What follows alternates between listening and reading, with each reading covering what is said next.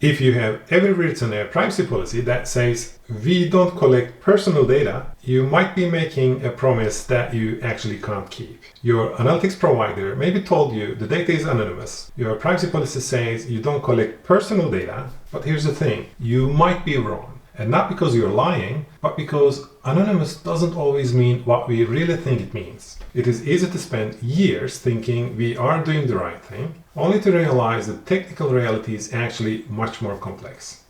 Back in 2006, Netflix released what they called anonymized movie ratings for a research competition. No names, no emails, just user IDs and star ratings. Sounds completely safe, right? But researchers at UT Austin cross-referenced this data with public IMDb reviews. And turns out, if you know that someone rated 3 specific movies on specific dates, you can actually find them in the Netflix data as well. People got identified and Netflix got sued. But okay, we can say that's movies. Surely location data is different. No? Back in 2013, researchers showed that just 4 location pings, 4, from anonymized mobile data could uniquely identify 95% of individuals in a dataset of 1.5 million people. So what does 4 data points look like? It is just your home, your office, and 2 other places you visited that day, like a grocery store or a gym. That's all it takes to pick you out of a crowd of millions. The pattern keeps repeating. The NYC taxi data, the Australian Medicare records, or the American Online Search League, all anonymized and all re-identified. It is easy to look at these cases and think it doesn't apply to basic app analytics, but the math says otherwise. There's a technical term for this, quasi-identifiers. These are data points that aren't personally identifying on their own, but becoming identifying when combined. Your screen resolution isn't personal data. Your time zone isn't necessarily a personal data.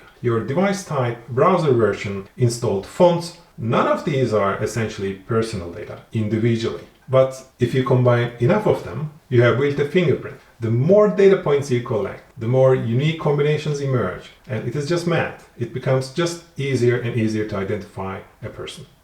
Okay, you can say, what about hashing? Many developers hash user IDs before sending them to analytics, thinking that is secure. So here's the problem. Hashing is deterministic. Same input, same output, every time. So if your user IDs look like, from user_1 through user_100,000, an attacker can just hash all possible IDs and build up a lookup table. Now they can reverse any hash in your anonymized dataset in basically milliseconds. This is literally how password databases get cracked as well, if designed in the wrong way. Even with salted hashes, if you use the same salt across your dataset, everything is still linkable. Same user across sessions, same user across events, same user across time. That linkability is often what makes data personal under regulations. Pseudonymization is not the same thing as anonymization. There's a legal difference and there's a practical difference, and it is a distinction the industry tends to confuse all the time. So what actually works? There are fancy approaches like differential privacy, which adds mathematical noise to data, or k-anonymity, which ensures each record is indistinguishable from a group. But both come with additional trade-offs and complexity. The approach I prefer is much simpler. Collect less data in the first place and reduce your liability as long as it goes. This is actually why I built Respectlytics the way I did. Session IDs only exist in RAM and rotate every 2 hours or whenever the user restarts the app. No device fingerprinting, and IP addresses are processed for country lookup only and immediately thrown away afterwards. The idea is you can't re-identify data that basically doesn't exist. With other words, you can't really breach what you never collected. It is a principle of return of avoidance, reducing your liability by reducing your data footprint.